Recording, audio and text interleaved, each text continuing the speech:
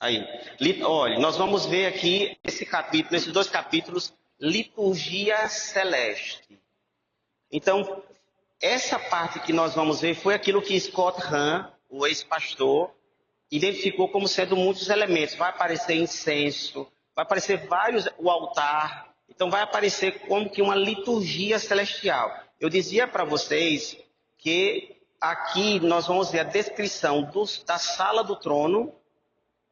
E, ao mesmo tempo, essa sala do trono é também o lugar do sacrifício, é o lugar da liturgia, que mostra que o reino também é um reino sacerdotal, um reino sacerdotal.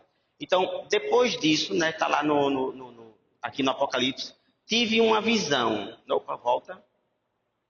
Havia uma porta aberta para o céu, aberta, e a primeira voz, ou seja, aquele anjo do início, quando João começa a ter a primeira visão e que ele fica aterrorizado, e aí o anjo acalma João e pede que ele se aproxime.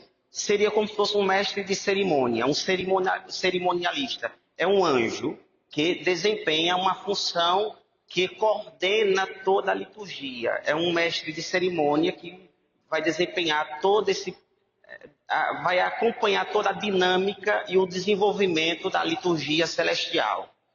Aí veja que João, ele não diz, ele não identifica quem é essa voz, como no início ele não aponta, mas ele sugere, por esse ser misterioso, não ser nem o Pai, nem o Filho, nem o Espírito Santo, que seria um membro da cor celestial, que seria um anjo que desempenha essa função litúrgica. E a primeira voz que ouvira falar-me como trombeta, eu já expliquei para vocês que aqui também é um comparativo. Não era que na boca desse anjo tinha uma trombeta, mas era uma voz potente. Uma voz... Lembre que eu já expliquei para vocês no início do nosso curso, que João vai usar muita metáfora, muita linguagem figurada, porque o que ele vê e o que ele ouve não tem nada correspondente na Terra. Nada que ele possa ajudar a descrever. Não sei se vocês lembram que na primeira aula eu fui explicar isso aqui, eu disse assim, vá lá na Amazônia, no meio da floresta amazônica, procurar um índio isolado e tente descrever o sabor de uma lasanha. Ele jamais vai conseguir visualizar, nem jamais vai ter noção do que é.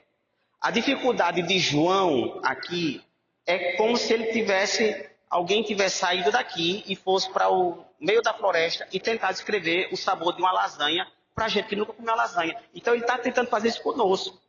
Ele está tentando nos descrever o que ele viu e ouviu. Mas só ele que viu e ouviu sabe realmente como foi que tudo aconteceu. Para ele tentar nos comunicar, o que é que ele faz? Ele usa metáforas. Ele vai usar imagens de coisas que nós conhecemos. Certo? Então, se o ser humano conhece o som estridente de uma trombeta, aí João vai dizer, não era uma voz qualquer, era uma voz potente como uma trombeta. Certo? Deu para entender isso aqui? Tá claro?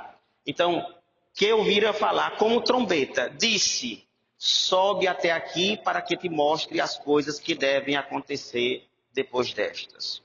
Agora pode passar. Aí eu não escrevi o restante porque ficava difícil, eu quis, tudo mais vai ficar na própria imagem. Então veja só, primeira coisa, ele diz, quando ele sobe, quando ele entra pela porta, ele vê essa cena. Essa cena aqui, fui eu tentando reproduzir o que está aqui no texto bíblico. Embora eu não seja um expert em computação, certo? Mas está aí. Ele vai descrever primeiramente, ele começa pelo centro. Ele começa pelo centro. Tem um trono no centro. Aqui é a sala do trono. Certo? No trono tem um ser sentado que ele não ousa nomear. Ele não ousa dar o nome a este ser. O que estava... Sobe até aqui, né? Versículo 2. Fui imediatamente movido pelo Espírito, significa dizer que ele não foi fisicamente, foi em espírito, um arrebatamento, um êxtase. Eis que havia um trono no céu, está aqui, o trono no céu. E no trono, alguém sentado, mas olha, alguém sentado. Se ele tentou descrever o som da voz do anjo, este ser, ele não ousa descrever, porque é indescritível. Não existe nada que se possa usar de parâmetro e de comparativo. Eu tentei, mas não consegui encobrir o rosto do que está sentado. Para mostrar para vocês, tentar mostrar para vocês o que a dificuldade de João. Aquele que se vê sentado no trono, ele é indescritível. Por isso que ele vai dizer, alguém sentado, só. Ele não diz, não cita nome, ele não ousa absolutamente nomear. Aí ele continua dizendo como o sujeito indeterminado. O que estava sentado tinha um aspecto de uma pedra de jaspe. Eu fui procurar, nunca tinha visto uma pedra de jaspe, eu fui procurar na internet. É uma pedra linda, verde. Por isso que eu coloquei raios verdes na figura. Eu queria colocar no rosto, mas não pegou direitinho. Mas é uma pedra linda, linda, linda, e que tem uma cor, um verde um verde folha, uma pedra linda. Então ele diz, ele se assemelha a uma pedra de jaspe. E cornalina, a cornalina é azulada. Então é a combinação de duas pedras preciosas, verde e azulada, que é o aspecto dele. O que é que João está querendo dizer com essa metáfora? Que ele é de uma beleza indescritível. Indescritível. O que se conhece de mais belo são essas duas pedras preciosas. É o que dá para dizer deste ser. Mas é provável que a pedra de jaspe e a cornalina não se preste a transmitir ou a definir com precisão, porque são criaturas. Por mais que sejam pedras preciosas, por mais que sejam pedras de uma beleza inexprimível, de uma beleza grandiosa, no entanto, são criaturas. Então, tem uma beleza que se assemelha, não é que seja igual. É provável que esse ser tenha uma beleza, com certeza uma beleza ainda muito maior. E um arco-íris envolvia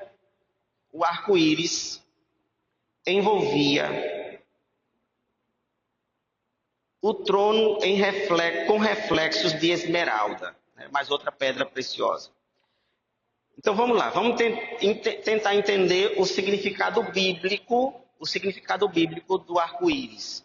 O arco-íris, ele aparece como símbolo da aliança que Deus fez com a humanidade depois do dilúvio.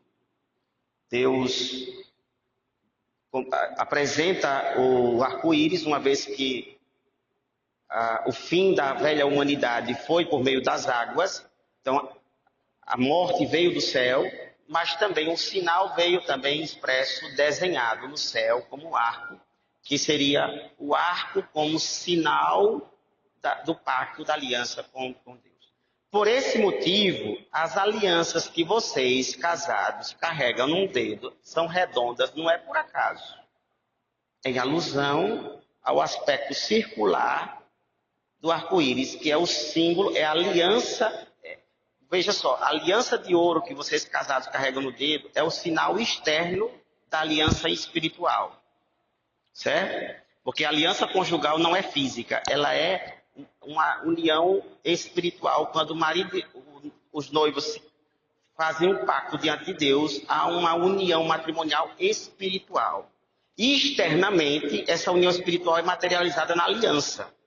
A aliança que Deus fez com a humanidade não é o arco. O arco é apenas o sinal da aliança que Deus fez com a humanidade. Então, aqui reaparece o arco como o sinal da antiga aliança que ele havia feito com a humanidade. E essa aliança que Deus fez com a humanidade, ele honrou até o momento em que ele garantiu que todos aqueles que, sendo fiéis a ele aqui na terra, estará em condições de participar das núpcias de quem? Do Cordeiro.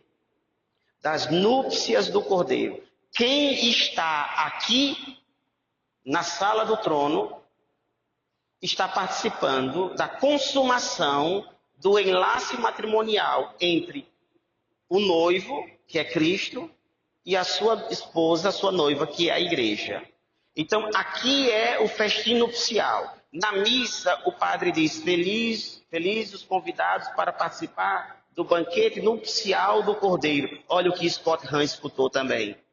A missa, eu dizia há uns dias atrás, a missa é uma experiência antecipada, velada, por isso que nós só temos acesso à graça por meio da fé, ela é velada, mas é uma antecipação disso aqui. Por isso que o padre volta a insistir, diz, felizes os convidados a participar do festim nupcial do Cordeiro, porque nós somos convidados a participar. Por enquanto, nós vamos sendo alimentados e nutridos aqui na terra com um antegozo. A palavra antegozo, ou seja, prévio. Um desfrutar prévio de algo extremamente extraordinário que se descortinará quando for acontecer o festim nupcial do Cordeiro. Então, o arco-íris, ele aqui significa o enlace matrimonial entre o filho e a sua esposa. Jesus também, quando ele falava do reino, ele falava também usando a linguagem matrimonial. Ele dizia, o reino dos céus é como 10 virgens, 5 prudentes, 5 imprudentes. E vinha o noivo demorou, alusão ao retardamento da vinda de Cristo, que de fato já faz bastante tempo que a gente aguarda, e algumas cochilaram, quer dizer, todas cochilaram, mas algumas foram previdentes e outras não foram previdentes. Chegou o noivo inesperadamente, e as que estavam prontas entraram no banquete, no festim nupcial do Cordeiro. Veja que o próprio Jesus, nos evangelhos, já aludia a esse matrimônio espiritual.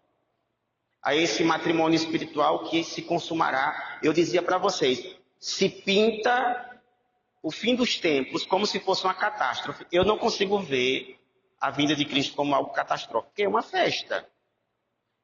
Se Deus determinasse que no dia dos esponsais do seu filho acontecesse uma tragédia, ele não seria um pai bom. Vocês que são pais aí, gostariam que no dia do casamento do filho da filha de vocês acontecesse uma tragédia? Então, o final dos tempos não tem, eu volto a insistir, esse colorido, essa coisa sombria com que se pinta. É de fato o anelo da igreja. É de fato, e por isso, nós que somos cristãos, se nós olhamos para esse desfecho da história com maus olhos, significa dizer que nós não vivemos sob a graça de Deus. É um indício de que nós estamos numa dívida muito grande com Deus e que hipocritamente nós viemos nos esconder na igreja, achando que na igreja, me escondendo dentro dela, sem me converter de verdade, porque eu estando aqui, sem me converter de verdade, eu estou tentando me enganar, achando que vou enganar também a Deus. Mas aqueles que estão no combate diário contra si mesmo, não vai se preocupar com o final dos tempos, nem com a velhice, nem se preocupar com doença, nem se atormentar com nada, com absolutamente nada. Basta ler a história dos santos. Olha como é que eles se portavam diante de sua realidade de finitude. Olha como é que eles se comportavam diante do desfecho de sua própria vida. Eles sentiam um antegozo. Teresinha do Menino Jesus conta na sua autobiografia que quando ela, na noite da quinta-feira santa, para a madrugada da sexta-feira santa, depois que terminou a oração na capela, que era a Semana Santa, quando ela ela vomitou sangue pela primeira vez. Ela conta a história dizendo que quando entrou na cela, que é o quarto dela, o quarto das monjas, apagou o lampião, era lâmpada naquele tempo de energia, apagou o lampião. Quando se deitou, ela sentiu algo se movendo dentro dela e que saiu pela boca dela, mas ela já tinha apagado o lampião. Se tem uma coisa que Terezinha não tinha, era ansiedade. Eu tinha acendido na mesma hora. Ela, ela disse, não, já apaguei, amanhã de manhã eu vou olhar. Foi que eu vomitei no travesseiro. Ela foi dormir. Com gosto de sangue na boca, foi dormir. Às vezes a gente vai fazer um exame no médico, o médico faz uma careta, você já imagina que vai morrer na semana que vem. Pela careta, você faz a leitura da careta do médico, você já dá o diagnóstico, já estou na fase terminal, câncer, metástase. Só pelo olhar que o médico fez assim, pronto, estou morto. Terezinha vomitou sangue, foi dormir, às 5 horas da manhã acordou para ir para a oração novamente. Ela pegou o travesseiro, abriu a janela, era noite de luar, e olhou e ela viu que tinha sangue no travesseiro. Ela cuspiu, vomitou sangue. Tuberculose. Sabe o que é que ela foi fazer? Saiu numa alegria. Foi dizer à madre, madre, eu vou morrer. Olha a diferença. Ela ainda pediu à madre para que a madre não dissesse às outras irmãs dela, que ela tinha mais 3 irmãs de sangue que moravam lá no mesmo convento, que não dissesse por enquanto. E ela fez um pedido. Eu também te peço, minha madre, que a senhora não me proíba de participar da liturgia, das orações. A preocupação dela era que a madre dissesse, não, agora você vai ficar na enfermaria e você vai ser dispensada. E ela foi para a capela até quando ela conseguiu andar. E veja, isso que eu estou dizendo de Terezinha, vai olhar a vida dos santos, todos eles olhavam para isso aqui como a maior aspiração da vida deles. Era o maior ideal, era por esse momento que eles tinham dedicado tanto a vida deles, por causa deste encontro. Então veja, toda a descrição que o Apocalipse faz desse momento é de uma beleza poética e artística surpreendente. E essas imagens alegóricas que o Apocalipse traz, foi o que inspirou a arte barroca nas igrejas medievais e renascentistas da Europa. Quando você vê a quantidade de ouro que tem, que muita gente critica, até não vou fazer vista grossa também a isso, né? Mas, por exemplo, a preocupação da igreja de decorar os forros das igrejas, das catedrais europeias. Você entra na Basílica de São Pedro, é inevitável. Quando você entra, você faz isso. Porque a igreja manda uma mensagem. Nós estamos em terra estrangeira. Nosso destino é lá em cima. Juliana, Alexandre, a Canção Nova, mais ou menos, por mês, gasta quantos milhões para manter o canal? Mais ou menos 10 milhões? Mais ou menos 10 milhões por mês para evangelizar. Na época que a igreja decorava as catedrais dessa maneira, equivaleria ao que hoje alguns setores da igreja investem para evangelizar. Numa Europa quase 100% analfabeta, e o aspecto visual é a forma mais pedagógica de você transmitir ideias complexas, porque está no nível cognitivo da criança. Porque é a forma, isso aqui, a imagem, a metáfora, o aspecto visual, está no nível cognitivo da criança. Que a criança não aprende coisas reflexivas, ela aprende imagem. Por isso que os primeiros livros das crianças são figuras. Então, na época em que havia um alto índice de analfabetismo, a Igreja Católica evangelizou através da arte, inspiradas no Apocalipse. Se você viaja às catedrais europeias da época, vocês vão perceber que é um show de Apocalipse. Reflete toda a grandeza e tudo projetado no alto. forros pintados, todo pintado. Muito ouro, porque depois aqui vai falar também no ouro, que a Nova Jerusalém toda ela era adornada com ruas de ouro e assim por diante. Então, esse é o sentido de toda a arte barroca e renascentista europeia.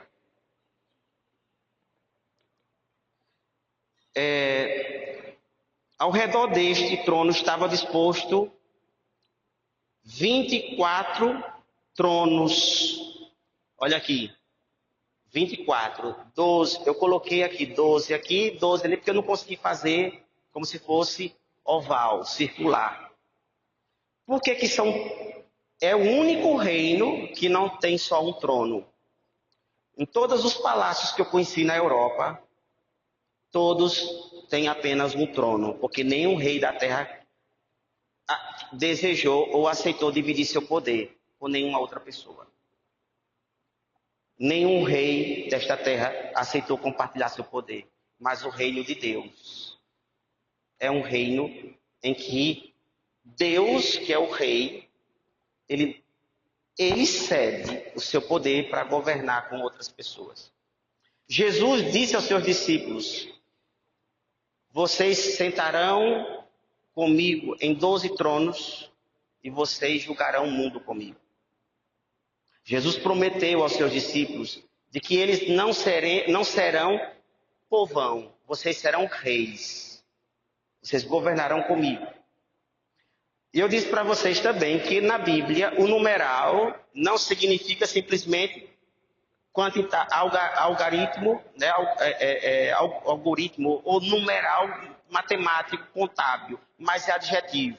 Então 12 mais 12, 24 tronos, e todos eles com 24 anciãos, cada um com uma coroa também. Não é só a figura central que é rei e que está sentado no trono. Esse reino, esse poder, essa realeza, ela é dividida com 24 tronos. Não significa dizer que apenas sejam 24 pessoas que governam.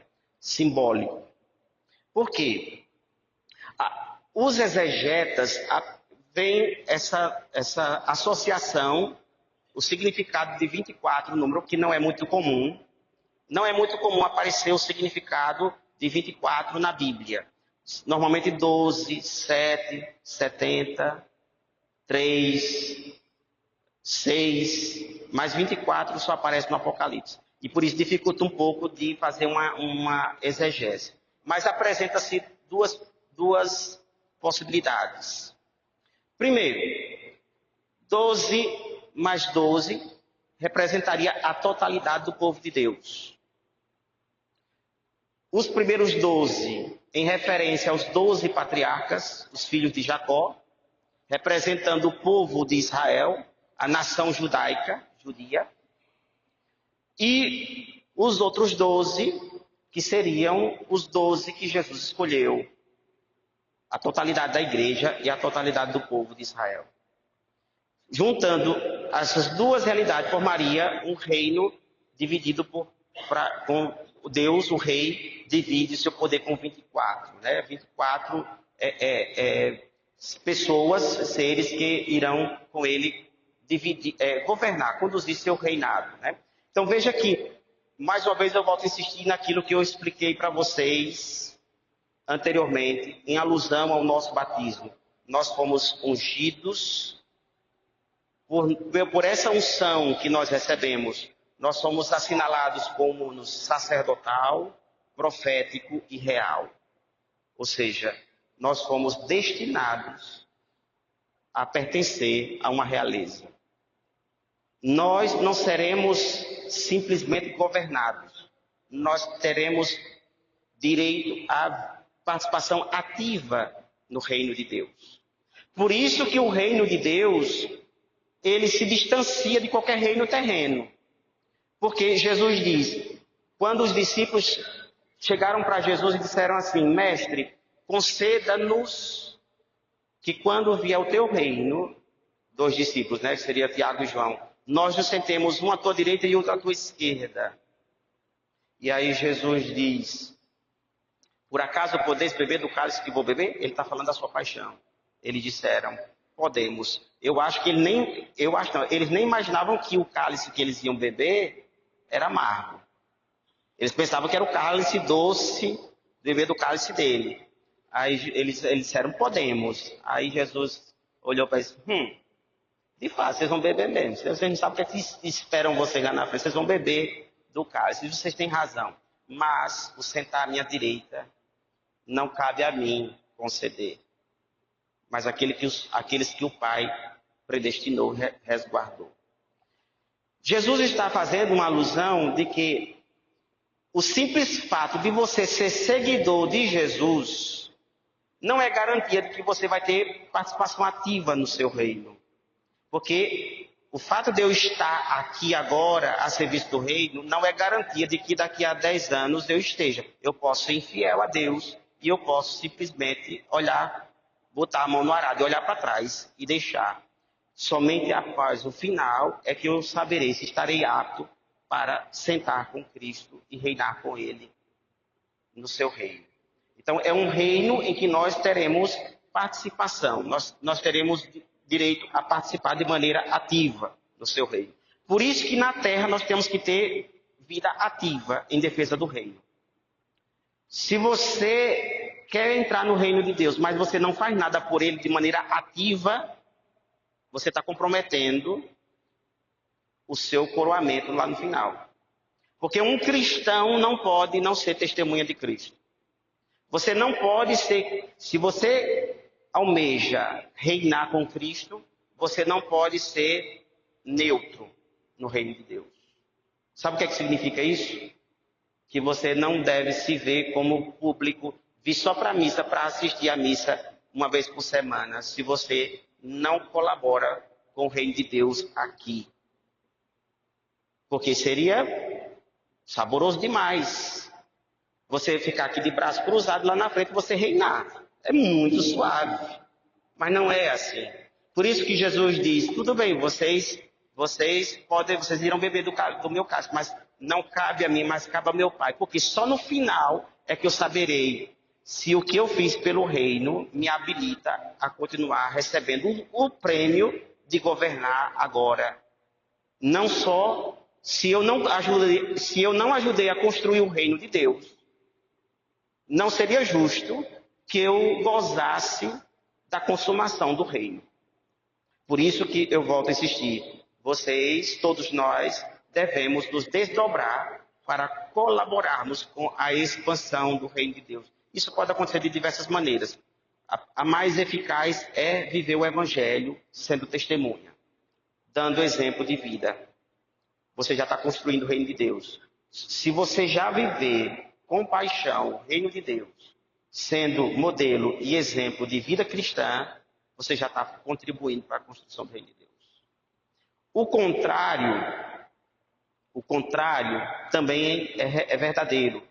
Se eu me torno indiferente, se eu distancio a minha vida de fé da minha vida prática, do meu cotidiano, de maneira que lá fora eu me permito fazer coisas ou ter um estilo de vida incompatível com o reino de Deus, eu estou ajudando a destruir o reino de Deus nesta terra.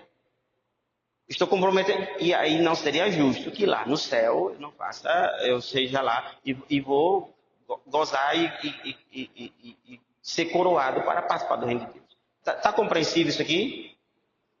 Veja que é empenhativo, o reino de Deus é exigente. Não é só bem bom. Bem bom é lá. Por enquanto a gente vai ter que ajudar na construção do reino. Agora é a época de nós construirmos o reino aqui. Né? 24 anciãos vestidos de branco e coroas de ouro na cabeça. Ou seja, todos eles governam. Seria uma espécie de um senado. Veja que no centro tem o rei. E existe uma espécie de senado que ajuda, que governa, e esse senado ele não tem um poder só suplementar, ele tem um poder ativo, por isso que eles têm coroa, por isso que eles têm uma coroa de ouro, porque eles são reis também, eles reinam. Do trono saíam relâmpagos. eu botei tudo que você possa imaginar que está aqui, está ali. Saíam relâmpagos.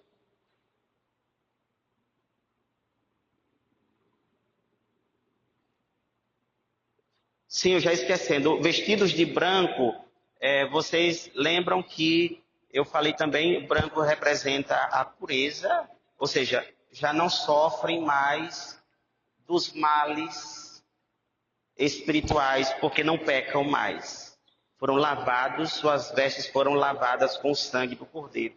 Um pouco adiante vai falar sobre essa questão do sangue das vestes puras, transparentes e branquíssimas, que são aqueles que venceram, os vencedores, porque venceram, atravessaram as grandes tribulações na vida. E eu mostrei também que no batismo nós trajamos veste branca, representando que naquele momento nós tivemos uma culpa, a culpa universal, a culpa do pecado original, foi ela banida, e a partir dali começa-se tudo do zero. Infelizmente nós empocalhamos a nossa veste batismal, mas aí cabe as nossas penitências e o esforço da conversão para a gente tentar não comprometer tanto a nossa veste batismal.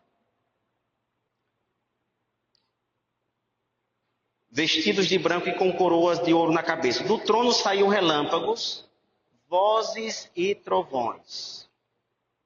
Vozes e trovões. E diante do trono ardiam 7 lâmpadas. Aqui, ó. A menorá. A menorá, aquele candelabro que é o símbolo da fé judaica que tinha no templo de Jerusalém. Era um candelabro, o símbolo da presença de Deus no templo de Jerusalém. E eu já expliquei para vocês também que o numeral 7, ele não é matemático simplesmente, mas é adjetivo. E nós aprendemos que lá nas cartas, aqui está figurando o próprio Espírito de Deus. Então nós temos um C, que João não ousa nomear, mas a gente deduz quem é. Olha o respeito de João. Olha a maneira respeitosa. O nome divino, o nome de Deus, é tão santo que na liturgia do templo, o sumo sacerdote pronunciava uma vez por ano. Antes de pronunciar, ele passava 7 dias separado de sua família, dormindo no templo. No templo, na esplanada do templo, havia também apartamentos para hospedar os sacerdotes que estavam na escala do exercício das suas funções sacerdotais. Porque lá funcionava como se fosse uma espécie de adoração perpétua. Acho que eu já expliquei isso aqui. Lembram disso? No templo, a adoração ela era ininterrupta. Alguém, mas padre, havia o Santíssimo? Não, naturalmente não havia o Santíssimo Sacramento. Havia no santuário, a parte mais íntima, havia a mesa onde havia a Arca da Aliança, e diante da Arca da Aliança havia um braseiro com brasas, né, um incensório com brasas, e essas brasas nunca podiam se apagar.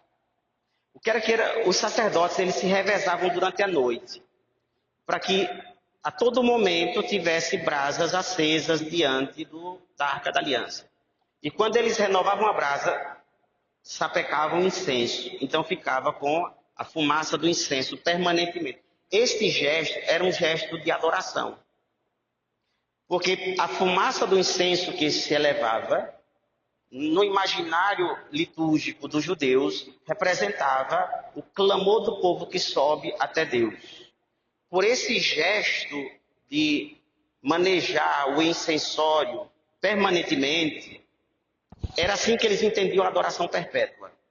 E eles faziam uma escala, de horas em horas havia uma mudança de serviço.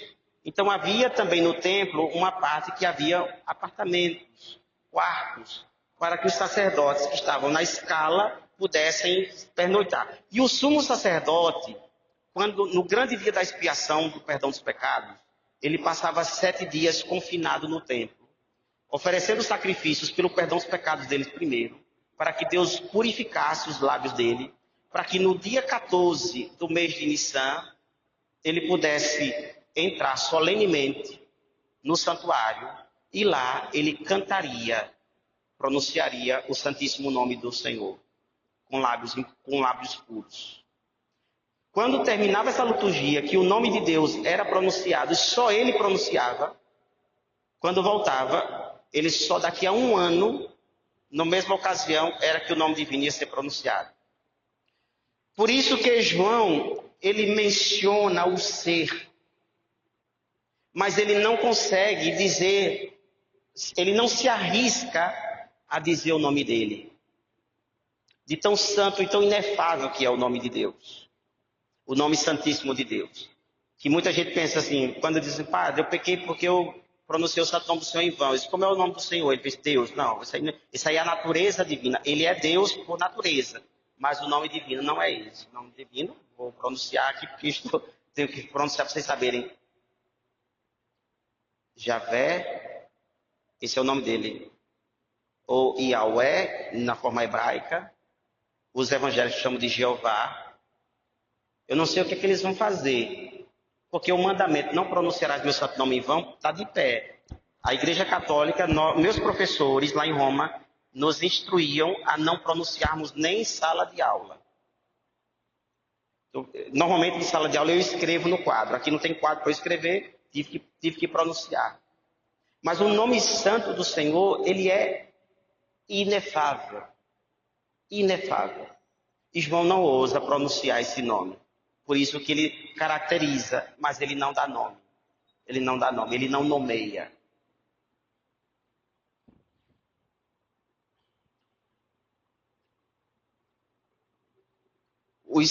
O candelabro de sete chamas, que aí ele diz aqui, que são os 7 Espíritos de Deus, ou seja, o Espírito Santo. À frente do trono, um mar vítreo, um mar de vidro, cristal. Ele quer mostrar que há um mar tão límpido e transparente como se fosse vidro diante do altar. Aliás, diante do trono. Um mar vítreo. Perdão, o mar vítreo é mais à frente, né? Ao redor estavam 4 viventes. 4 viventes. Não sei se vai dar para ver todos. São esses 2 aqui e 2 lá. E ele começa a descrever. E aqui tem várias explicações. Alguns dizem que são os 4 evangelistas, os 4 evangelhos, testemunho, mas aí ele vai descrever aqui. Os 4 viventes, cheios de olhos pela frente e por detrás. E eu já expliquei isso em outra aula, significa dizer o dom da ciência. A visão no mundo antigo era símbolo do saber. O olho como símbolo era símbolo do saber.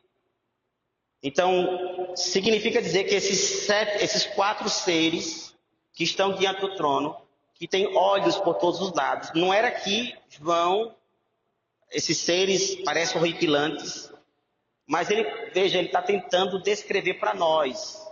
E ele está usando metáforas. E aí ele usa imagens. Então, são 4 seres que têm olhos pela frente e por detrás. Significa dizer, olhos significa o quê? Sabedoria, a ciência, o dom do saber, o dom da ciência. A ciência divina, não a ciência humana, a ciência divina.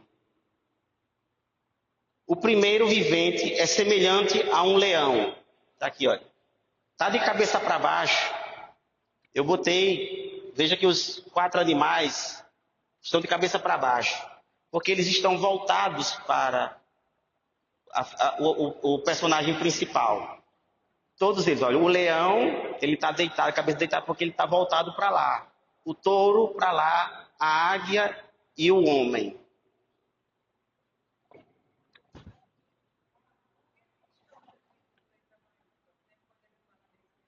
Porque são figuras históricas, ou seja, são figuras reais, né? Porque no caso seriam.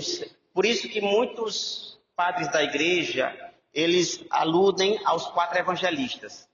Por isso que eles têm olhos pela frente e por detrás, porque a eles foi dado o dom da ciência para que eles pudessem transmitir a palavra de Deus. foram capacitados com a ciência para transmitir palavras que não são humanas, que são palavras divinas.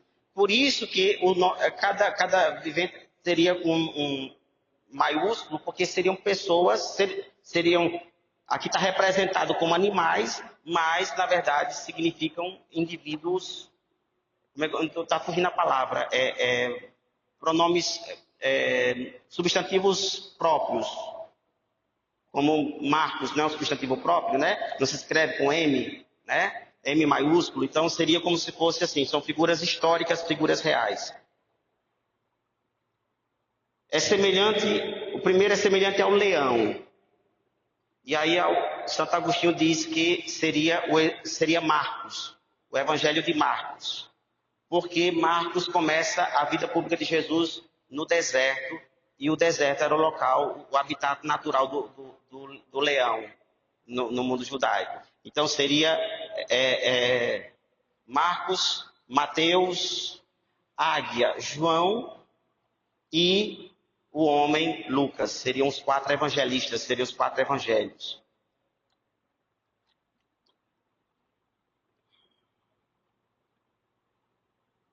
O primeiro é semelhante ao leão, o segundo vivente a um touro, o terceiro tem a face como de um homem, e o quarto vivente é semelhante a uma águia em voo. Porque João fala, o Evangelho de João diz assim, no princípio era o verbo estava junto de Deus, lá em cima, no alto, e o verbo desceu e se fez carne. Então, Santo Agostinho diz que a águia simboliza o quarto evangelho. É tanto que no evangeliário, que cadê Gabriel? Veja, para ele trazer o evangeliário, tem um símbolo, tem desenhado esses 4 na capa do evangeliário, que é onde tem o evangelho da missa, do ano todo. Quando o padre sai solenemente, aí dentro no evangeliário tem representado, na capa do evangeliário, tem representado esses 4 animais. O quarto vivente tem a cabeça, os 4 viventes têm cada um 6 asas e são cheios de olhos ao redor e por dentro. E de dia e de noite, sem parar, proclamavam. Antes disso, ou seja, eles tinham 6 asas. Mais uma vez, não vamos nos ater à questão numérica, é simbólica. O numeral 6 significa imperfeição. Embora eles estejam na eternidade, mesmo assim, eles não são perfeitos como o perfeito é Deus.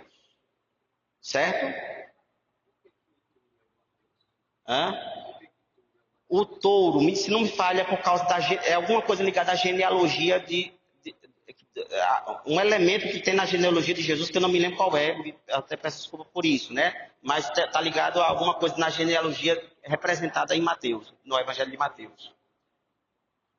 E aí esses 4 seres cantavam, que é o que nós cantamos na missa. Por isso que na missa, quando vai cantar o santo, o padre diz, por isso, unamos nossa voz, a voz dos anjos e santos, para cantarmos a uma só voz. Nós e a corte celeste. Nesse momento do santo, a igreja gloriosa e a igreja militante, que somos nós que estamos aqui, cantamos todos juntos a uma só voz. Se nós estamos a liturgia que nós vivemos aqui na terra é a mesma que se tem no céu. Qual é a diferença? A diferença que porque nós estamos submersos na nossa fraqueza, nós não conseguimos usufruir da glória de Deus na terra como eles estão no céu. É claro, ao mesmo tempo que eu digo, a liturgia da terra é igual à do céu, eu tenho que também fazer uma ressalva. O proveito espiritual para nós e para eles é diferente. Por quê? Porque lá eles não têm mais fraqueza. Porque na glória, todos eles não carregam mais o constrangimento de terem ofendido a Deus. De maneira que a adoração, de maneira que a imersão no culto e no banquete que tem lá, no banquete eucarístico,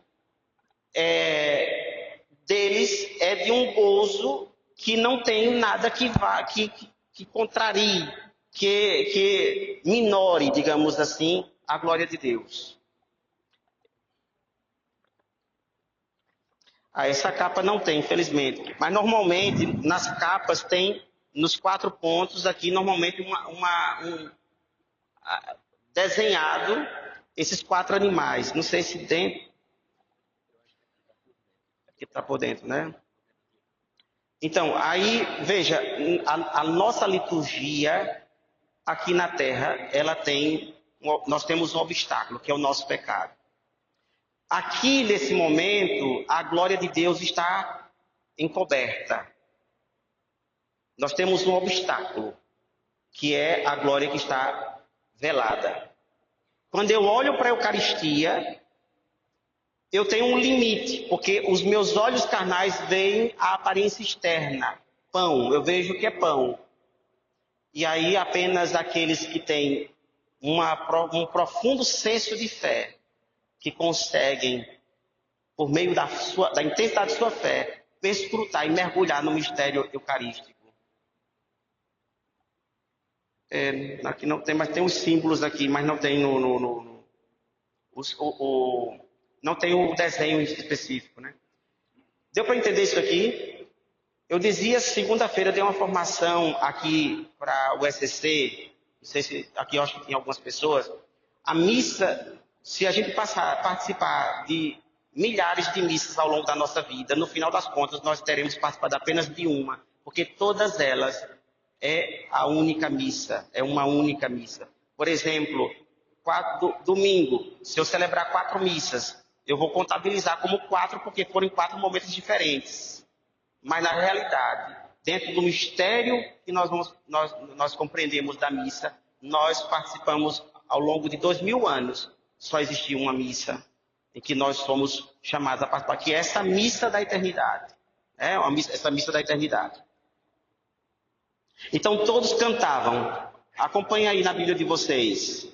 Santo, Santo, Santo, Senhor Deus Todo-Poderoso, aquele que era, aquele que é, aquele que vem. Todos cantavam a uma só voz, Santo, Santo, Santo.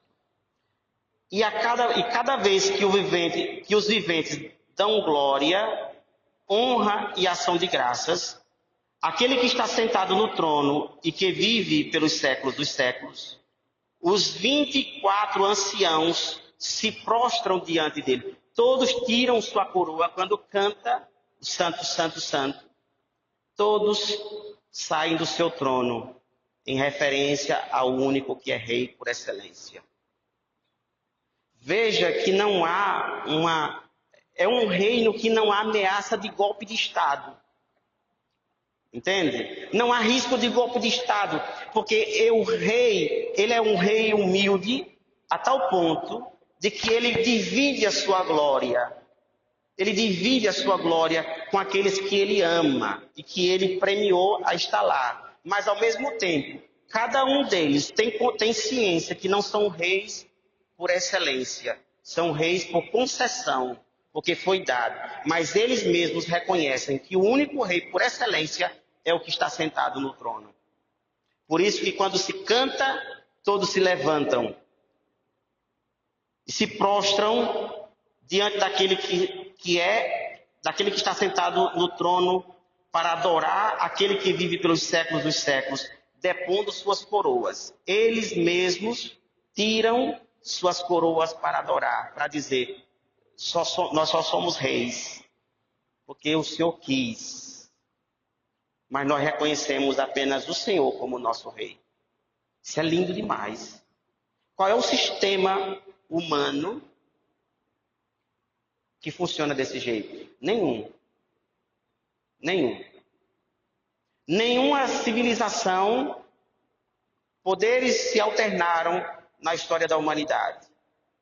Mas todas elas haviam intrigas, assassinatos, traições, levantes, motins, sempre o poder foi o elemento que desunia, que provocava divisão. Mas aqui no reino, por não ter mais fraqueza, eles estão livres da fraqueza.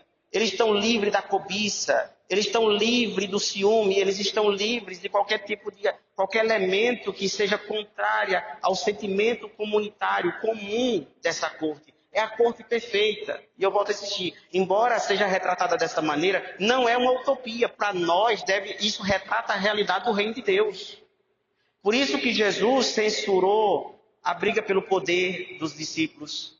Jesus dizia, entre os reis e os grandes deste mundo, aos que governam e os que são governados. Mas entre vós não deve ser assim. Quem quiser ser grande, seja o menor de todos. Porque se você não se tornar menor de todos, você não está apto a participar desse reino aqui. Você não tem condições. O elemento básico para você participar desse reino é colocar-se no último lugar. E quem chegou a este ponto aqui, ele provou ao longo de sua vida que ocupou o último lugar. E é por esse motivo que ele reconhece, mesmo sendo exaltados, mas eles nunca perdem de foco aquilo que aconteceu com Lúcifer e os seus anjos, que tendo sido criados, Lúcifer no topo da hierarquia angelical, mas ele querendo ocupar a última posição, que era o lugar de Deus, e aí rebelou-se contra Deus, fazendo oposição direta a Deus. Direta a Deus. E aí começa-se o reino das trevas, o reino tenebroso. Que aí, no caso, aí tem tudo o contrário. No reino tenebroso, tem brigas, tem rivalidades, tem competição, que é tudo aquilo que ameaça o reino de Deus dentro de nós. Na igreja, briga, disputa por cargo, disputa por posicionamento, projeção, fama, enfim, todos esses elementos ameaçam a nossa coroa da glória. Porque, na verdade, é pelo escondimento, é pelo aniquilamento, é pelo esvaziamento que nós vamos chegar lá. Porque, como eu dizia segunda-feira aqui na formação, eu li isso, uma frase de um santo, dizia assim,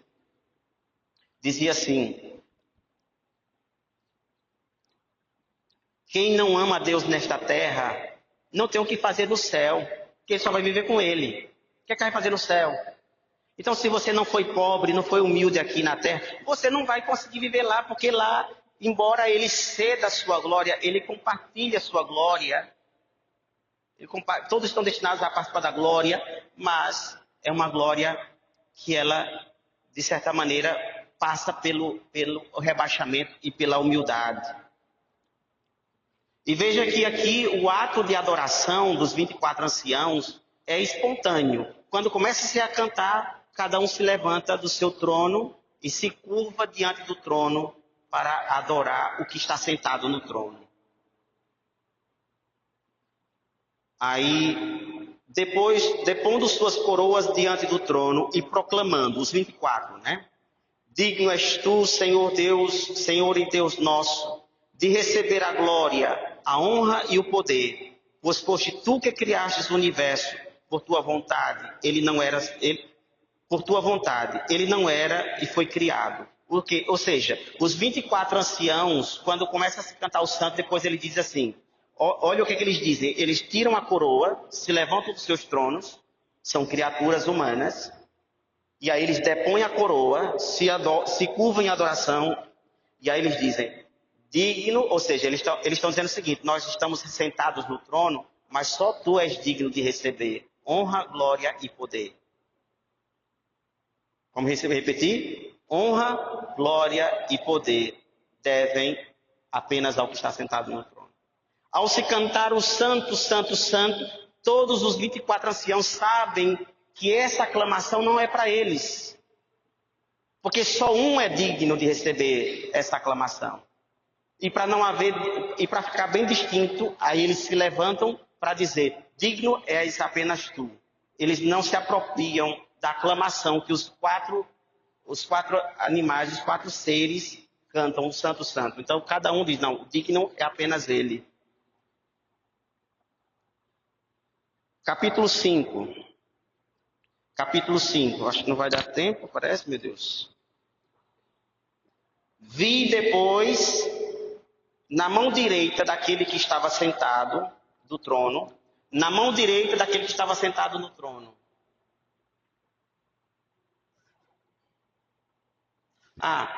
Na mão direita, não consegui colocar, né? Na mão direita, coloquei do lado direito de vocês, né? Eu botei no lugar errado. Na mão direita do que estava sentado no trono, um livro escrito por dentro e por fora. E esse livro estava lacrado, estava fechado. Selado com 7 selos. Aqui ele está aberto, porque vocês vão entender por que o livro está aberto. Então, é um segredo que está contido nesse livro e que está selado por 7 selos. Vi então um anjo poderoso proclamando em alta voz. Olha, não escapou ninguém, está tudo aqui. Um anjo poderoso.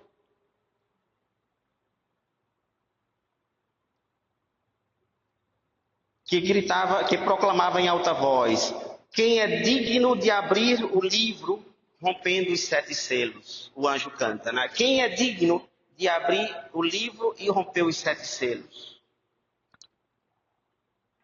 Mas ninguém no céu, nem na terra, ou sob a terra, era capaz de abrir o livro. Era digno de abrir o livro. Eu chorava. Bonito isso aqui, João dizendo. Eu chorava. Eu chorava muito, porque ninguém foi considerado digno de abrir nem de ler o livro. Um dos anciãos, um dos 24 anciãos, é uma liturgia, é linda essa liturgia, toda a cerimônia, é uma cerimônia linda que envolve a coroação, mas ao mesmo tempo a liturgia de um banquete, porque vai aparecer o banquete no final. Um dos anciãos, porém, consolou-me.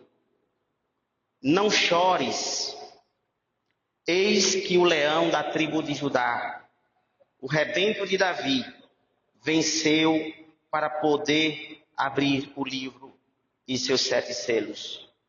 Quem é o leão da tribo de Davi, de Judá?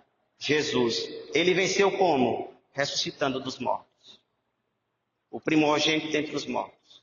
Eu dizia na primeira aula que se Jesus não tivesse morrido e ressuscitado, o céu era inacessível a qualquer criatura humana.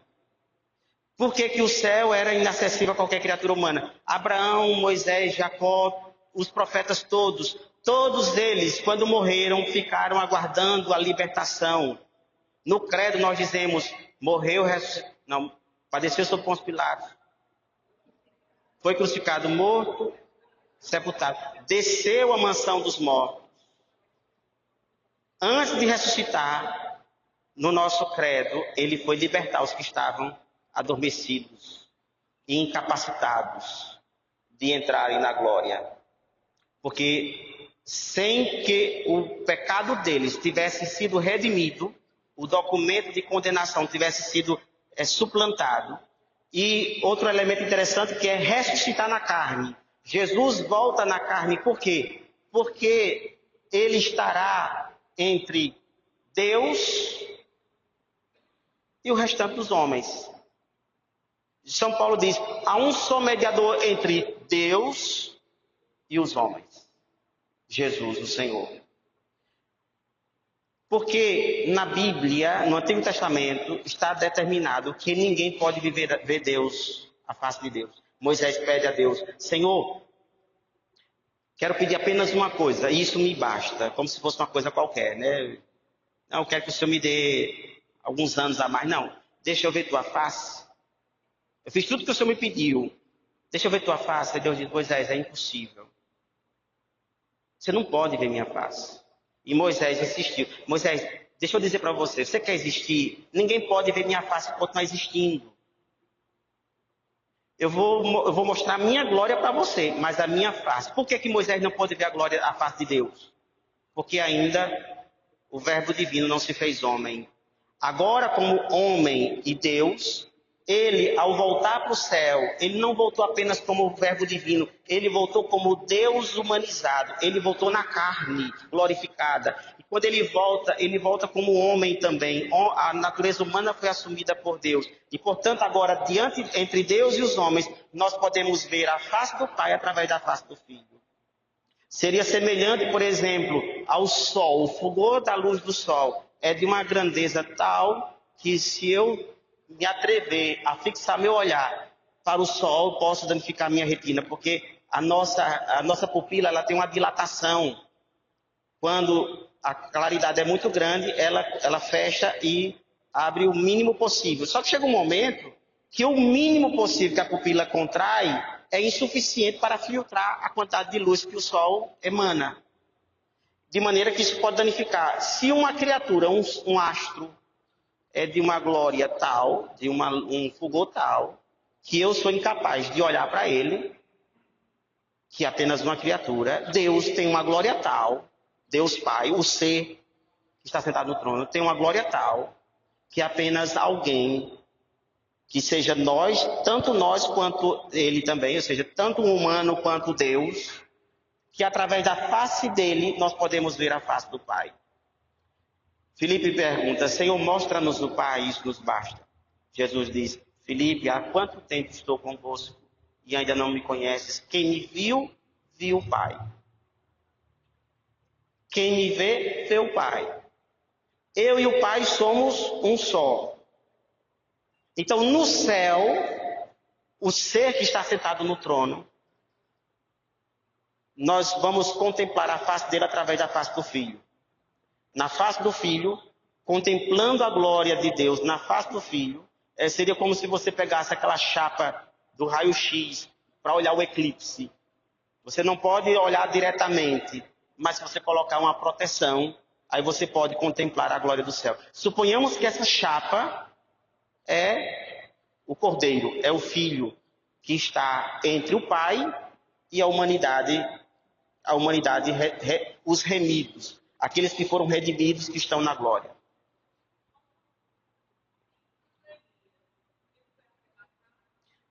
Não, é um mistério que, assim, ele também não tinha condições de ir para... A Bíblia ficou uma coisa misteriosa. Foi arrebatado, mas na glória, ninguém poderia ir para a glória do Pai antes da redenção. São Paulo usa a expressão primogênito dentre os mortos. A gente não sabe se quando Elias foi arrebatado, ele se uniu aos que adormeceram no seio de Abraão. Ele teve que ir para algum canto, menos o céu. Para algum canto ele foi, menos o céu. E aí, mais do que isso, a gente não consegue dizer. Porque São Paulo dizia assim, Jesus ressuscitou como primícia dos que adormeceram. Primícia significa o quê? Primeiro. O primeiro que adormeceu, foi preciso que ele vencesse a morte, para que saindo da morte, aí sim, Elias pôde realmente ir para a glória do Pai. Mas antes ele não podia ir. Nem Maria podia. Mesmo ela sem pecado, porque ela também foi redimida. Nós dizemos por antecipação. Mas nem Maria, se Jesus não tivesse ressuscitado, nem ela poderia. E ela também verá a face do Pai através da face do Filho dela. Deu para entender isso aqui? Todo ser humano verá a glória de Deus através da glória do Filho, através da face do Filho. Por isso eu tentei aqui empalidecer o rosto do que está sentado no trono, para expressar isso que a Sagrada Escritura tenta mostrar, que ele é o ser inefável, indivisível, indescritível. Por quê? Porque ele nunca se encarnou. Quem se encarnou foi o Filho. Jesus é a imagem do Deus invisível, diz Paulo na carta aos Efésios. Ele é a imagem do Deus invisível. São Paulo diz, Deus, nós nunca vimos a sua face, mas vimos a face do seu Filho, o unigênito. Isso é Paulo que diz na carta aos Efésios. Nós vimos, ele é a verdadeira imagem do Deus invisível. Então, através dele, eu dando uma palestra sobre isso numa paróquia, Aí uma pessoa disse, então, significa dizer que eu não vou ver Deus face a face? Eu disse, vai, Jesus, você não crê que Jesus é Deus, não? Não o Pai. Não, vai ver a face do Pai refletida na face do Filho. Ah, mas é como ir pro Vaticano e não ver o Papa. Eu disse, não, de maneira alguma. Porque os dois estão de igual natureza divina, o Pai e o Filho de igual natureza. Eu e o Pai somos um, quem me viu, viu o Pai. Agora que, se eu for com a pretensão de dizer, Jesus, sai da frente, está atrapalhando minha visão da face do Pai. Achando que... Primeira coisa, você já faltou com a humildade, que é coisa que aqui não cabe quem não tem a humildade. Já começa por aí. Falta de pequenez, de reconhecimento de sua miséria e de sua pobreza. Apesar de ali não ter mais nenhum pecado. Mas de qualquer maneira, só chegou lá quem é humilde e quem de fato ali. E aí tem uma coisa interessante. Teresinha de Jesus também disse que ela falando sobre a vida dos santos, ela diz, cada um estará plenamente saciado de felicidade. De maneira que nada lhe faltará. Não sentirá saudade de absolutamente nada, nem de ninguém, porque o coração está plenamente preenchido e satisfeito do que vê e do que experimenta. Então, não haverá nada que você possa dizer, não, mas eu pensava que era diferente. Quando eu cheguei na Praça de São Pedro, eu pensava que era diferente. Eu imaginava uma coisa muito maior. Me decepcionei com algumas coisas que eu pensava que era de um tamanho, depois não era nem tanto assim. Mas no céu não vai haver isso. Por quê? Porque a glória de Deus, ela satisfará tanto o coração, que ela sempre estará muito acima de qualquer expectativa que nós tivermos construída aqui na Terra.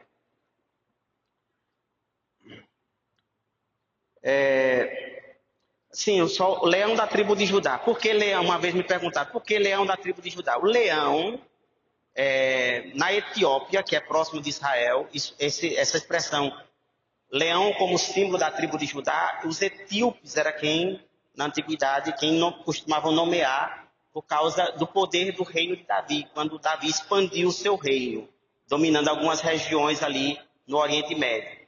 Então, o leão, ele é caracterizado, ele é símbolo da força. Entre os animais do deserto, não havia nenhum outro animal capaz de subjugar o leão. Então, quando diz assim, o leão da tribo de Judá, ele está dizendo, aquele que é vencedor. Aquele que é o vencedor e aquele que reina. Aquele que reina.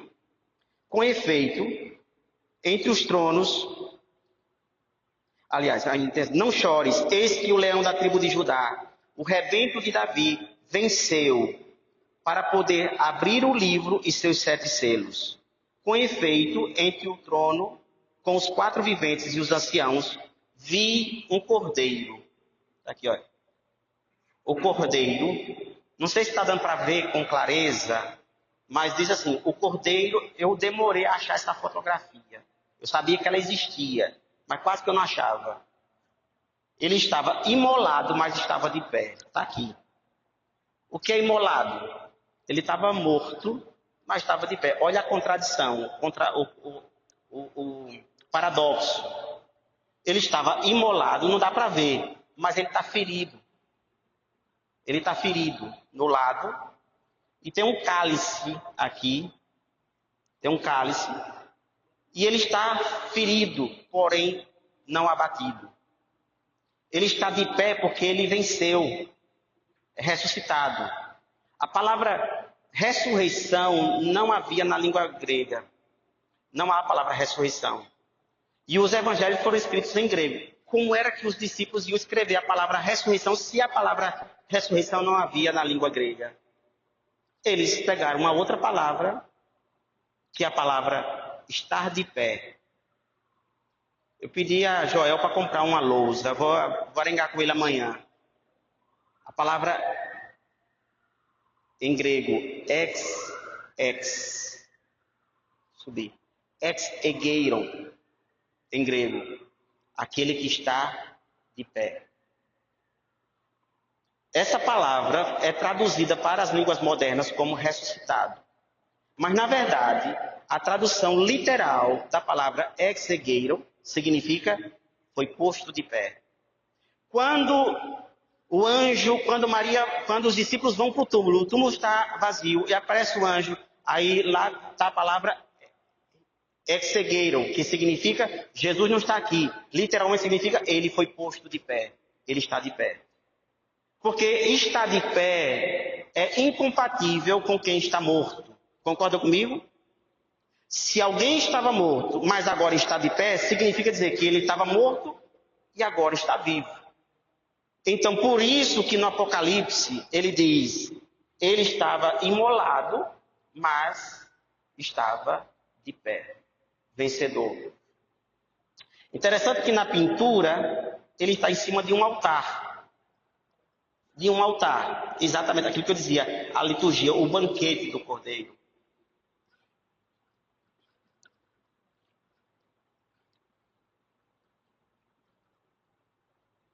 Vou tentar correr aqui, viu? Para a gente terminar na hora. O cordeiro de pé, como que imolado. Tinha 7 chifres e 7 olhos. Chifres, na Bíblia, significa poder. Poder. 7 chifres significa a plenitude do poder, ou onipotência. Ele tinha a onipotência. 7 olhos. Olhos significa o quê? Sabedoria. Se ele tinha 7, ou seja, ele tinha a plenitude do saber. Ele era a própria sabedoria. Ele tinha a plenitude do saber e ele tinha a plenitude do poder. Onipotente e onisciente. Muito bonito isso. Onipotente, o cordeiro era onipotente e onisciente. Tinha 7 chifres e 7 olhos, que são os 7 Espíritos de Deus. Porque, veja, o Espírito de Deus, os 7 Espíritos de Deus, o Espírito Santo, a palavra... Foi um erro do artista. Mas façam de conta que vocês estão vendo 7 só, viu? Eu nem contei na hora. Mas olha, Jesus recebeu uma alcunha de Cristos. A palavra Cristo significa ungido pelo Espírito. Jesus em Nazaré diz, o Espírito do Senhor está sobre mim e ele me ungiu para anunciar a palavra de Deus. Este mesmo Espírito, sendo dado à igreja, dá à igreja também a ciência, o saber. Por isso que os discípulos passaram a anunciar, depois de Pentecostes, com sabedoria. Passaram a pregar de maneira que eles tinham uma eloquência que não se verificava antes deles experimentarem o derramamento do Espírito Santo. Ao receber, ele veio então receber o livro da mão direita daquele que está sentado no trono. Ao receber o livro, os 4 viventes e os 24 anciãos prostraram-se diante do Cordeiro. Toda a corte celestial se prostra, porque na primeira prostração foi diante do que estava sentado no trono. Estão lembrados? Quando cantou, Santo, Santo, Santo, é o Senhor do universo. Aí todo mundo voltou-se para o que está sentado e adorou. Agora, quando o Cordeiro se aproxima para pegar o livro, toda a corte se prostra para adorar o Cordeiro. Para adorar o Cordeiro. Há uma sequência, há um ritmo na liturgia. É uma liturgia ritmada, que há uma sequência ordenada. Por isso que a nossa liturgia daqui também, ela tem que ser bela e organizada. Uma liturgia da missa bagunçada não expressa a glória, não confunde ou traz confusão para a beleza. Por isso que nós católicos prezamos tanto pelo nosso culto, de maneira que o padre não tem liberdade para improvisar e para poder fazer o que ele quiser dentro da liturgia, porque a primeira coisa, a liturgia não pertence ao padre, ele é ministro da liturgia, e ao exemplo da liturgia da glória do céu, que há uma ordem, há um decoro, há uma reverência, tudo é muito decoroso, tudo é muito respeitoso e muito digno. Ao receber o livro, os 4 viventes e os 24 anciãos prostraram-se diante do Cordeiro, cada um com uma cítara. Cítaras são instrumentos de corda. E taças de ouro cheias de incenso. Olha que beleza! de incenso, que são as orações dos santos, a oração dos santos que são apresentadas diante do Cordeiro. Que aí há quem vai dizer que os santos não podem interceder, que não podem fazer orações, porque se diz há um só mediador entre Deus e os homens. Claro, e essa mediação aqui, que eu expliquei anteriormente, só um pode fazer. Só um pode fazer. É ele, um único mediador, que pode fazer a mediação, se colocar entre Deus e os homens, é Jesus. Mas interceder qualquer um, até nós que estamos sob a fraqueza, podemos rezar uns pelos outros. A palavra de Deus, orai uns pelos outros, apresentando preces, orações, cânticos, louvores. Não faz sentido. E cantando um cântico novo, ou seja, um cântico que ninguém conhecia antes, mas interessante. Cantavam como se tivesse sido ensaiado, mas ninguém conhecia, era um cântico novo. Mas havia a harmonia, era de tal maneira que, como dizia a Terezinha também, a glória de um também era a alegria do outro. Terezinha dizia isso. Quando eu imagino a glória dos santos, a comunhão dos santos, eu imagino que cada um sentirá alegria pela vitória dos outros. Quando ela dizia, eu imagino quando eu chegar lá, quando eu olhar para alguém, eu já vou conhecer a vida dela todinha. As lutas, as vitórias, as lágrimas. E aí eu vou abraçar, eu vou me alegrar, porque ela é vencedora, apesar das fraquezas, mas ela venceu. Então haverá essa harmonia, essa sintonia. Aí eles todos cantavam. O cântico novo é esse. Digno és tu de receber o livro. Todos cantam para o Cordeiro. Lembre-se, todos estão prostrados diante do Cordeiro. De abrir os 7 selos, pois foste imolado e por teu sangue, resgatastes para Deus homens de toda tribo, língua, povo e nação. Deles fizeste para nós, para o nosso Deus, olha, uma realeza sacerdotal. Nós somos uma realeza.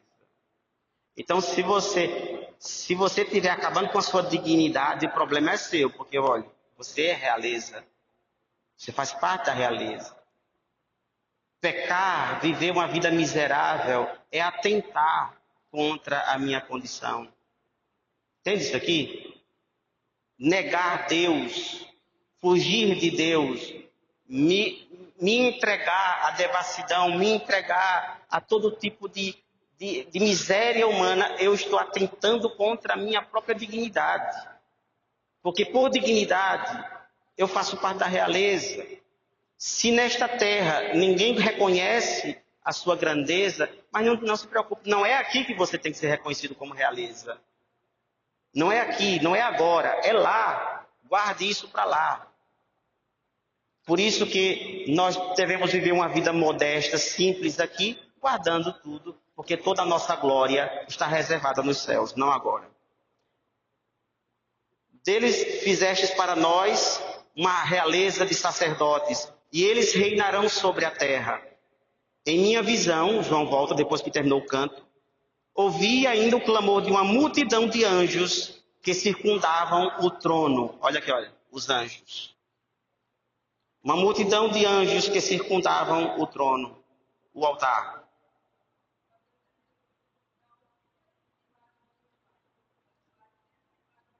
Ah, eu ampliei, foi porque tá, passa aí, é isso mesmo, porque eu ampliei, já tinha esquecido. É, sim, volta aqui, só para mostrar, eu quis, volta. Olha, eu quis evidenciar aqui porque aquela outra imagem não estava boa. O cordeiro está de pé, o estandarte da vitória está ferido, o cálice eucarístico, mas ele está de pé, significando que ele é imolado, mas é vencedor. Pode passar. Assim, volta aqui, volta. Aí eu coloquei aqui, olha, o simbolismo, 7 chifres, a plenitude do poder, a onipotência, 7 olhos, a plenitude do conhecimento, a onisciência. Agora, eles estão, olha, todos diante do Cordeiro, cantando ao Cordeiro. Digno é o Cordeiro imolado, de receber poder, riqueza, são sete elementos.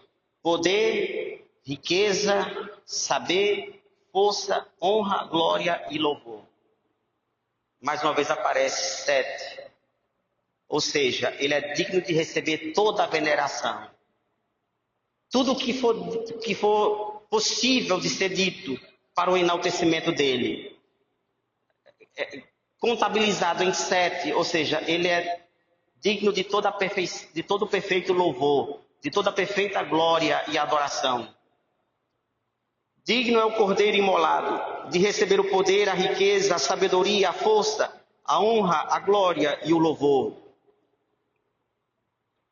Os anjos estavam cantando isso aqui. Aí ele termina. Ouvi toda a criatura no céu, na terra, sob a terra, no mar, e todos os seres que nele vivem proclamando, aquele que está sentado no trono e ao Cordeiro. Veja que, olha, há uma alternância. Volta lá. No primeiro ato, a adoração foi para o que está sentado no trono. Depois, o segundo ato, volta para a adoração foi direcionada para o Cordeiro. No terceiro ato, a adoração é para os dois juntos.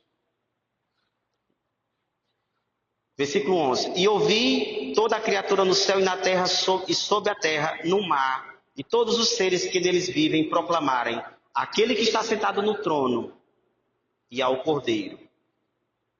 Pertencem o louvor, a honra, a glória, o domínio pelos séculos dos séculos. Os 4 viventes diziam amém. E os anciãos se prostraram e adoraram. É uma belíssima liturgia. É uma belíssima liturgia. Termino, peço perdão porque nós tivemos, vamos dar o desconto que nós tivemos um embaraço atrás aqui, 10 minutos de atraso hoje. Estou tentando ser o máximo fiel aqui mas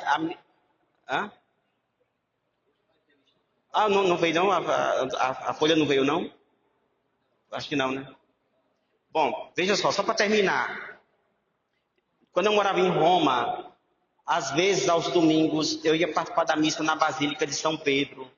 Eu não ia todo domingo porque é uma fila medonha e nem todo domingo eu estava com estômago para enfrentar uma fila, porque, vamos convir, fila ninguém gosta de entrar. Mas todo domingo à tarde, 5 horas da tarde, tinha 5h30 a missa, não era com o Papa, era com o cardeal Comastri, um velhinho, tão gostoso ouvir ele, aquele paizão bem carinhoso. Eu gostava da homilia dele. O que eu achava interessante é que sempre uma liturgia impecável, independentemente se era o Papa ou se não era o Papa. E dentro da Basílica tem aqueles órgãos de tubos. Vocês já viram? Aqueles órgãos, que aí tem uns tubos que eles dão um efeito, um som. E aí eles têm o órgão grave na parede de lá, e o órgão com o som mais agudo e médio do lado esquerdo. A missa toda era só esse órgão aqui, o som só desse órgão. Então o organista ficava, então é aquela coisa suave. Mas quando o cortejo da liturgia vai terminando, liga os dois órgãos, dá um estrondo dentro da basílica, com um coral afinadíssimo. Você olha, meu amigo, causa um efeito em quem está dentro, de uma glória, que você veja que a descrição do Apocalipse é como se a descrição vai, aí chega no clímax. O clímax foi aqui.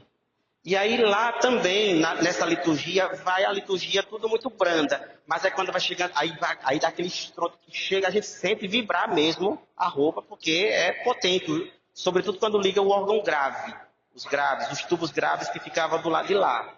Quando juntam todos os tubos, o efeito é espetacular. Por si só. Aí uma liturgia sóbria, uma homilia prazerosíssima de ouvir, que era do cardeal. Então, para mim, sempre quando eu estava com disposição de pegar fila, eu enfrentava por causa da beleza de toda essa atmosfera que se vivia. Não sei se dá para fazer perguntas por causa 9 e 12. Sim, o livro está por onde? Cadê? Algumas pessoas chegaram por fim, no final. eu só mostrar aqui.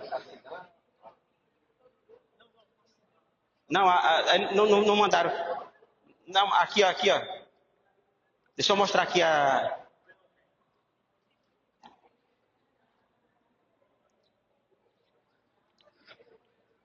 Deixa eu mostrar aqui para todo mundo. Aqui. Olha, esse livro aqui eu encontrei ocasionalmente no Amazon. Fui procurando Apocalipse.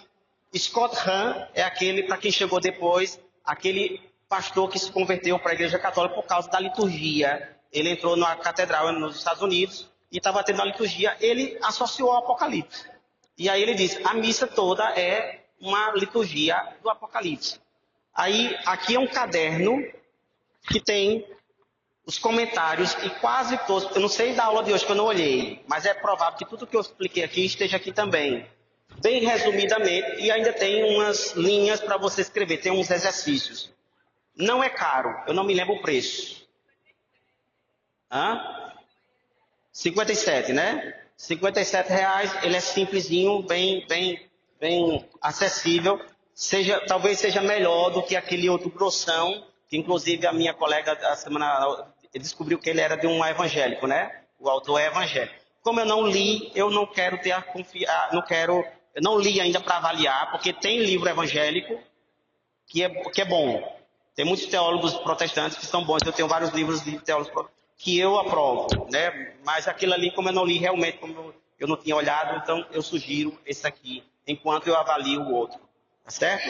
Vamos ficar em pé e vamos concluir com uma oração, terminando nosso momento. Nós queremos te agradecer, Senhor Deus, porque por vossa misericórdia nos atraís para a tua casa, para que possamos conhecer a tua verdade e, nos apaixonando por essa verdade, deseja que aspiremos à eternidade. Nenhuma glória nesta terra se equipara à glória que está reservada por ti para nós, junto a ti. Liberta-nos da nossa fraqueza, que ameaça a nossa liberdade e a herança que foi nos reservada na glória contigo.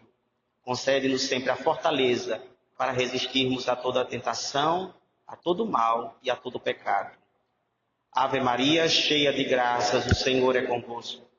Bendita sois vós entre as mulheres. Santa Maria, Mãe de Deus, rogai por nós, pecadores, agora e na hora. Pronto, só da bênção, só para explicar por que hoje tinha que ser 2 capítulos, porque não dava para separar um do outro, perceberam, né? Então, por isso que eu tive que correr para poder, excepcionalmente, na aula de hoje, tinha que ser esses 2 capítulos. O Senhor esteja convosco. Abençoe-vos Deus Todo-Poderoso, o Pai, o Filho e o Espírito Santo. Ide em paz, que o Senhor vos acompanhe.